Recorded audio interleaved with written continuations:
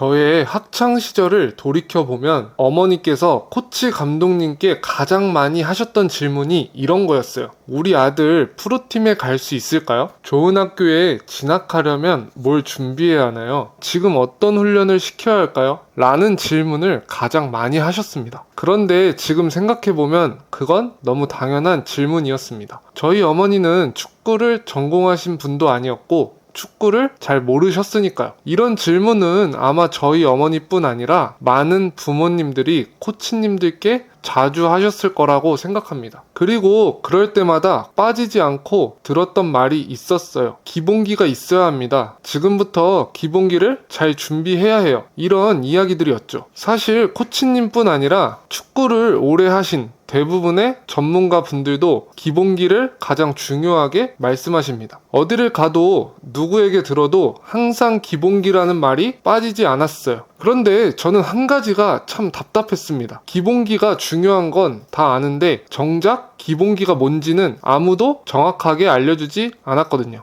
축구 기본기를 이해하는데 굉장히 오래 걸렸습니다. 그래서 오늘은 많은 전문가들이 말하는 기본기가 도대체 무엇인지, 그리고 그것을 정확히 이해하고 훈련하는 방법에 대해 이야기해보려고 합니다. 제가 약 15년의 프로 선수가 되는 과정을 겪으며 느낀 게 있어요. 기본기를 정확히 이해하고 준비한 선수가 경기에서 실수가 줄고 무엇보다 감독님들의 신뢰를 더 쉽게 얻었습니다. 그리고 실제로 프로팀 감독이나 스카우터들이 선수를 평가할 때 가장 먼저 보는 것도 기본기 능력이었습니다. 여러분들도 지금부터 이 부분을 알고 준비하면 지금은 실력이 부족하더라도 프로 선수가 되는 가능성은 분명히 더 높아질 거예요. 오늘은 이 세 가지를 기억해 주세요. 축구에서 기본기는 기술적 기본기, 신체적 기본기, 전술적 기본기, 이렇게 세 가지가 있습니다. 기술적 기본기는 드리블, 패스, 볼 컨트롤, 슈팅 등 공을 다루는 가장 기초적인 능력들입니다. 그리고 이 기본기는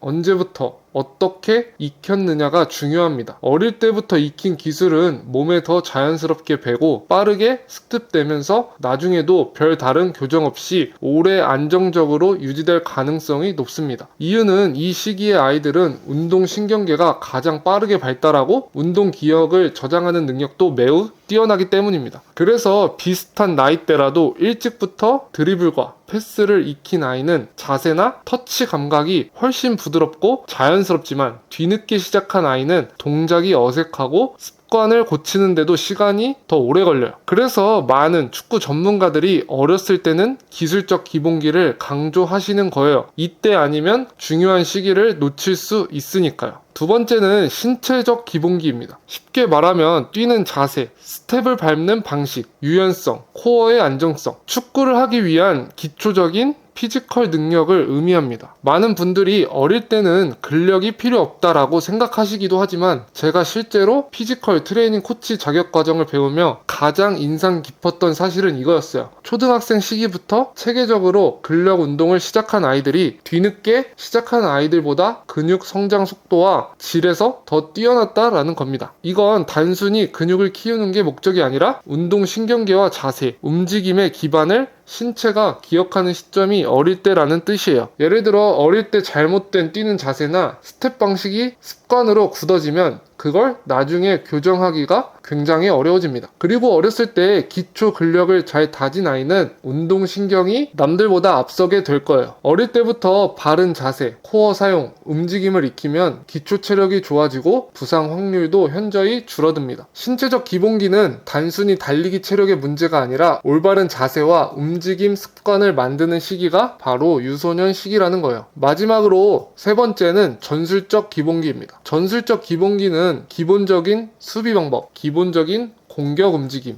우리 팀과의 간격 유지, 기본적인 공수 전환 속도, 이런 걸 말할 수 있습니다. 많은 분들이 축구에서 기본기라고 하면 리프팅이나 드리블 능력만 떠올리시는 경우가 많아요. 물론 이 기술들도 기본기에 당연히 포함됩니다. 하지만 이건 세 가지 기본기 중 단 하나에 해당되는 부분일 뿐이에요. 축구를 잘하기 위해선 기술적 기본기, 신체적 기본기, 전술적 기본기, 이 세 가지가 모두 갖춰져야 합니다. 예를 들어서 훈련 때 때 드리블은 누구보다 열심히 하고 잘했었는데 막상 경기에서는 그 드리블이 전혀 통하지 않는다면 그건 단순히 기술 부족의 문제가 아닐 수 있습니다. 드리블을 쓸 타이밍, 상황 판단, 움직임의 연계가 부족하면 그 기술은 경기장에서 빛을 발하지 못해요. 이처럼 기본기는 어느 한 부분만으로 설명되지 않습니다. 기술, 신체, 전술 이 세 가지가 유기적으로 연결되어야만 실전에서 통하는 축구가 됩니다. 하지만 이 세 가지를 혼자서 정확하게 훈련하고 점검하기란 매우 어렵습니다. 어느 부분이 부족한지, 무엇이 경기에서 막히는 원인인지 스스로 판단하기 어려운 경우가 대부분이에요. 그래서 저희가 이번에 레슨을 하기로 한 이유도 이런 것들을 알려주기 위해서 투아트 풋볼 아카데미를 만들었습니다. 어렸을 때부터 기술, 신체, 전술 이 세 가지 기본기를 실제 경기 상황에서 어떻게 연결하는지 현장에서 직접 지도하려고 합니다. 현대 축구에서 실제로 필요한 실전형 기본기를 중심으로 훈련할 예정이에요. 요즘 축구는 단순히 공을 잘 차는 선수보다 빠른 패스, 빠른 판단, 피지컬을 겸비한 효율적인 플레이가 살아남는 시대입니다. 그래서 드리블이나 개인 기술을 성장시키는 것도 당연히 중요하지만 경기에서 실질적으로 통하는 판단력, 움직임,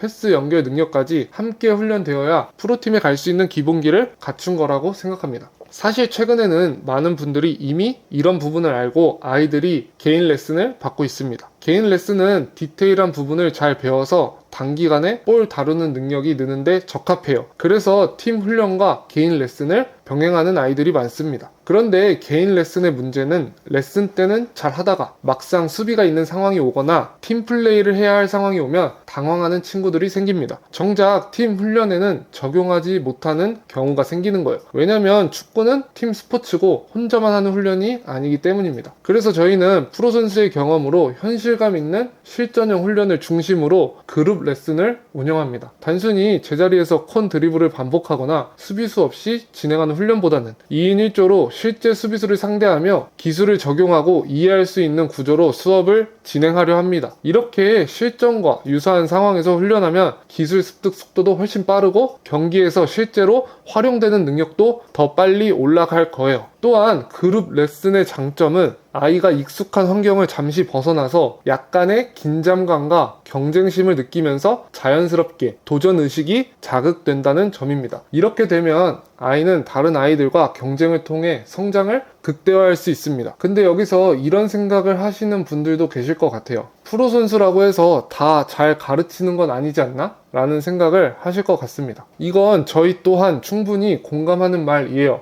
그래서 저희는 바로 아이들을 가르치지 않았습니다. 공부를 하고 공부한 것을 토대로 축구 선수를 꿈꾸는 아이들에게 도움이 되는 컨텐츠를 3년 넘게 꾸준히 제작해 왔습니다. 그 결과로 인스타그램과 유튜브에서 4만 명 이상의 팔로워 분들께서 정말 도움이 된다는 메시지를 보내주고 계시고 많은 공감과 지지를 보내주셨습니다. 이렇게 축적된 컨텐츠와 축구 선수의 경험을 훈련 현장에도 그대로 녹여내고자 합니다. 아이들이 축구를 어렵게 배우는 것이 아니라 쉽고 재미있게 이해하면서 성장할 수 있도록 실전 상황을 기반으로 기본기와 전술을 자연스럽게 수업을 만들고 있습니다.